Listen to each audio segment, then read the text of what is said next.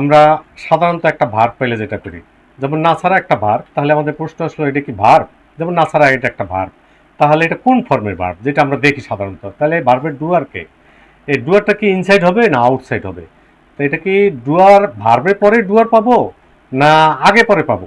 যে এটা কি ডুয়ারটা কি এক শব্দ না একাধিক শব্দের পর পাবো? এরকম বিভিন্ন প্রশ্ন আসতেই থাকে। তাই ডুয়ার কি একটা বাক্য হবে না বাক্যাংশ হবে?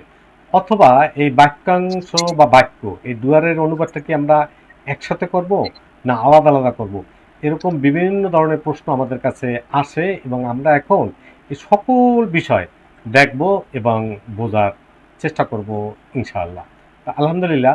আর সবাই প্রথমে এই জন্য আমরা ইনসাইড ডুয়ার বা আউটসাইড ডুয়ার, তো আউটসাইড ডুয়ার ইনসাইড ডুয়ার এই যে বিষয়গুলো আছে এই বিষয়গুলো নিয়ে কথা বলার জন্য আমরা গত ক্লাসে একটা রেকর্ড করছিলাম যে জবর জের পেশ থাকলে কিভাবে অনুবাদগুলো হয়। এখন আমরা এই বিষয়টা দেখবো যে আউটসাইড ডুয়ার, যেমন নাসারা হামিদুন। নাসারাটা কি ভাই আশরাফ ভাই? একটা ভার্ব। কোন মডেলের হুয়া কোন মডেল। ফর্মের ভার্ব? হুয়া হুয়া ফর্মের মডেল। ভার্ব। হুয়া মাশাআল্লাহ। হুয়া। এই জায়গায় এই যে নাসারা হামিদুন, এই হামিদুনটা কি? আমি জন্য একটা নাউন ইসিম। ইসিম। নাসারার জন্য কি? নাসারের জন্য দুয়ার। মাশাআল্লাহ। নাসারার জন্য ডুয়ার। তা আমরা বলছি যে আউটসাইড ডুয়ার মানে বাহিরের কর্তাকে অবশ্যই পেশ বিশিষ্ট হতে হবে। কি বললাম ভাইয়া? জি, অবশ্যই মানে হুয়া মডেলের ভার্বের যদি দুয়ার হয় বাইরে অবশ্যই পেজ বিশিষ্ট হবে। পেশ বিশিষ্ট হতে হবে। এর পাশাপাশি আরো একটা কথা দেখেন, এটা আমরা শুধু পাবো হুয়া এবং হিয়া মডেল। পড়েন তো ভাইয়া। হুয়া এবং এটা শুধু হুয়া এবং হিয়া ফর্মের ভার্বের পরে পেশযুক্ত নন ভার্বি আউটসাইড বা বাহিরের দুয়ার, ভাইর ডুয়ার। বা দুয়ার। মাশাআল্লাহ। তাইলে এখানে একটা জিনিস দেখলাম যে এই পেশযুক্ত যে নন ভার্ব এটা হলো এই ভার্বের ডুয়ার। আলহামদুলিল্লাহ। তাহলে যে নাসারা যে ভার্বটা, এই ভার্বটা মানে এই ফেল, আরবিতে ফেল বলে, এই ভার্বের পর বাহিরে কর্তাকে থাকতে হবে। এখন এটা সরাসরি না বসে একাধিক শব্দের পরও বসতে পারে। আমাদের আজকের পড়ার এটা হলো গুরুত্বপূর্ণ বিষয়। এখানে আমরা সরাসরি পেলাম বা গত ক্লাসে আমরা যেটা আলোচনা করছিলাম ওটা ভার্বের পরে যা কিছু বলছি ভার্বের পরে, কিন্তু আজকে আমরা দেখব একাধিক শব্দের পরেও এই ডুয়ারটা আমরা কিভাবে পেতে পারি। যেমন পড়েন তো ভাইয়া, কি লেখা আছে? নাসারা। নাসারা কুমুল্লাহ। মাশাআল্লাহ। কয়টা শব্দ? নাসারা কুমুল্লাহ। কয়টা এখানে শব্দ? তিনটা শব্দ। এক, নাসারা দুই, একটা, কুমু একটা, আল্লাহ একটা। আল্লাহ একটা। এই ভার্বের ডুয়ার কে? আল্লাহ। আল্লাহ। তাহলে কুমটা কি? কুমের অবজেক্ট। অবজেক্ট। তাহলে না ছাড়া, আচ্ছা যেটা বলছেন আপনি না ছাড়া ভার্ব, এটা ভার্বের অবজেক্ট, এটা হলো ডুয়ার।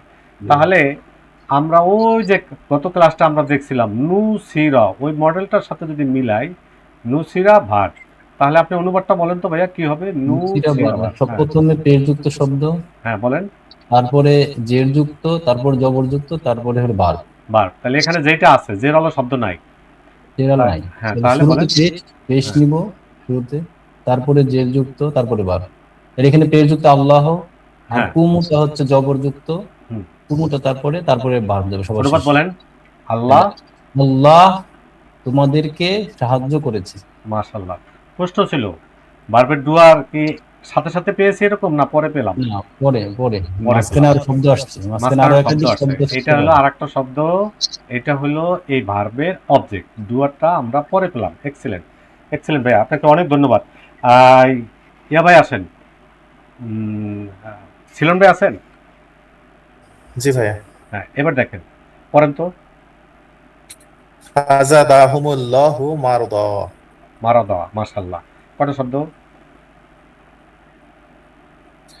ফাজাদা একটা, হুম একটা, আল্লাহ একটা, মারদা একটা, চারটা। চারটা। মাশাল্লাহ। তাহলে আপনি কোনটা কি অবস্থায় আছে এটা বলেন, কোনটা জবরের অবস্থায়, কোনটা জেরের অবস্থায়, কোনটা পেশের অবস্থায় বলেন। এখানে ফাজাদা হচ্ছে শব্দ হলো ভার, পাঁচটা হুম ভাইয়া। ফা হচ্ছে ভার। একটা, জাদা একটা, দুইটা, হুম একটা, ইয়েস তিনটা, ইয়েস ইয়েস, আল্লাহ একটা, সরি সরি। চারটা, মারাদা একটা, জাদা একটা, পাঁচটা। জি। হ্যাঁ মাশাল্লাহ, বলেন। মারদা একটা, পাঁচটা। ফা হুম। একটা, জাদা জাদা হচ্ছে ভার। বার। আর হুমটা হচ্ছে ভার্বের অবজেক্ট। আল্লাহ মাশাল্লাহ। হচ্ছে এখানে ভার্বের ডুয়ার। দুয়ার। মারাদা। জি। মারাদাটা কি? আর মারদা, মারদাটা হচ্ছে এখানে আর একটা অবজেক্ট। অবজেক্ট। মাশাল্লাহ। তাহলে অবজেক্ট পেলাম দুইটা, এই একটা এই একটা। মারাদা ওই যে রোগ, মেরমারা। মেরমারা রোগ হইলে মানুষ কেমনে রোগ। একটু চলে, মেরমারা চলে। মেরাদ। মেরমারা চলে। জি। তাহলে ফা অতঃপর বলেন, অনুবাদটা বলেন। আর অতঃপর। অতঃপর তারপর হচ্ছে যে আল্লাহ, তারপরে হুম মানে হচ্ছে তাদের, সাদা তাদেরকে মানে বৃদ্ধি করা, আর মারদ মানে তাদেরকে আল্লাহ, যে আল্লাহ তাদেরকে রোগ বৃদ্ধি করেছেন, সুতরাং আল্লাহ তাদের রোগকে বৃদ্ধি করেছেন। রোগকে অনুবাদটা শাব্দিক ভাবে হয়, অতঃপর আল্লাহ তাদের রোগ বৃদ্ধি করলেন। ঠিক হ্যালো, আছে ভাইয়া, আলহামদুলিল্লাহ। কারো কোনো প্রশ্ন এই জায়গায়? এই জায়গায় কথা কারো কি হ্যাঁ শুনতেছি, বলেন, কারো কোনো প্রশ্ন? শুনতে পাচ্ছেন? জি জি শুনতে পাচ্ছি। হ্যাঁ আপনি একটু থাকেন। মতিন ভাই আছেন? আব্দুল মতিন ভাই? জি আছে। হ্যাঁ, এখানে পড়েন তো ভাইয়া, কি লেখা আছে?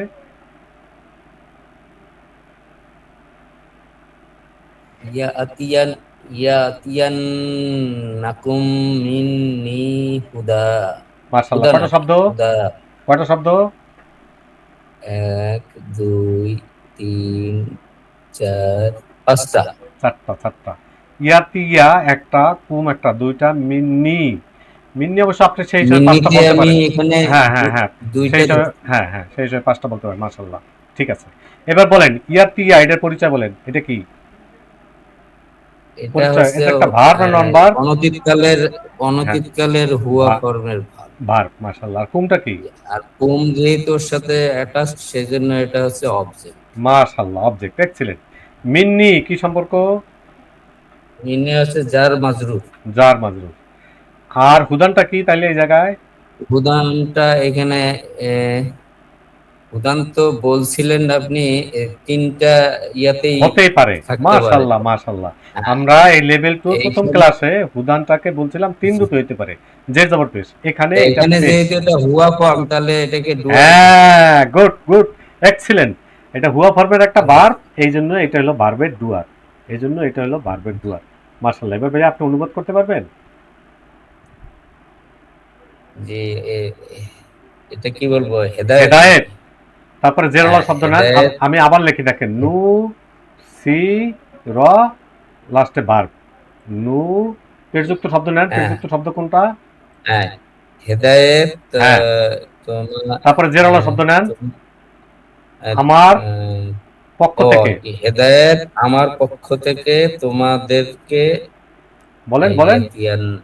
আসবে। ইয়াতিয়ান এটা তাহলে কি, আসা, এটা মানে ইয়াতিয়ান না আসে। তাহলে এখানে তোমাদেরকে হবে না অনুবাদটা শাব্দিকভাবে, যদিও আপনি যেটা বলছেন তোমাদের ওইটা আর হয়। কি, হ্যাঁ তোমাদের কাছে। তোমাদের তোমাদের কাছে। তোমাদের ইয়াতিয়ান্নাকুম মিন্নি হুদান। হেদায়েত, হেদায়েত আমার কাছ হেদায়েত থেকে। হ্যাঁ, আমার পক্ষ থেকে তোমাদের নিকট আহ, তোমাদের নিকট আসে বা আসবে। আসে বা আসে বা আসবে। আসে বুঝাইতে বা পারছি? আসবে। বুঝাইতে পারছি ভাইয়া? জি জি। জি, আলহামদুলিল্লাহ, আলহামদুলিল্লাহ। আলহামদুলিল্লাহ, এক্সেলেন্ট। কোহিনুর ভাই আছেন? জি, আসসালামু আলাইকুম। ওয়ালাইকুম আসসালাম, পড়েন। আচ্ছা ভাইয়া, জি বলেন। ভাইয়া একটা কোশ্চেন ছিল, এখানে এতিয়ার না, যে নুন সাকিন যে আসলো, এটা কি হ্যাঁ, তাকিদ হয় না এখানে? অবশ্যই তাকে দিয়েছে, অবশ্যই মানে তাকে এটা দিয়েছে। তো এতিয়ার সাথে তো নুন নাই, কিন্তু এখানে তাকিদের জন্য এক্সট্রা যোগ হয়েছে, এক্সট্রা তাই যোগ না? হয়েছে, এক্সিলেন্ট। হ্যাঁ, অবশ্যই আসবে, জি জি, অবশ্যই আসবে। গুড, অবশ্যই। জি জি ভেরি গুড। জি এটা নিয়ে একটু পরে আমাদের এর মধ্যে এটা নিয়ে আরো বিশ্লেষণ করবো। যে জি, আলহামদুলিল্লাহ। আচ্ছা ইয়া ভাই, কোহিনুর ভাই পড়েন তো। জি। যা আ। কদ জাআ কদ জাআ ফিল কিতাবি আমারুল্লাহ। আমরুল্লাহ, আমরুল্লাহ। মাশাআল্লাহ। কয়টা শব্দ? 1 2 3 4 5 6টা। ছয়টা, 4 5 6। মাশাআল্লাহ। এখন এই বাক্যের মধ্যে ভার্ব কোনটা? ভার্ব হইলো আমারু। আমরু ভার্ব। যা আ হইলো ভার্ব। হ্যাঁ, ও জাআ ভার্ব, হ্যাঁ ভার্ব। হ্যাঁ, জাআ ভার্ব। যা ভার্ব। আল্লাহর আদেশ। আচ্ছা। ওটা তো জানা হবে। আর এই হ্যাঁ, কদটা হইলো নিশ্চয়তা বোঝার জন্য। হ্যাঁ, নিশ্চিত, নিশ্চয়, হ্যাঁ। তাকিদ, তাকিদ, নিশ্চিত যে অবশ্যই। আচ্ছা, ফিল কিতাবি কয়টা শব্দ? দুইটা শব্দ। সম্পর্ক? ফিল কিতাবি দুইটা, সম্পর্ক হলো জার মাজরুর। জার মাজরুর। আর আমরুল ল সম্পর্ক? এটা মুদাফ মুদাফ মুদাফিলাহি। মুদাফ মুদাফিলাহি হয়ে যা কোন মডেলে বার?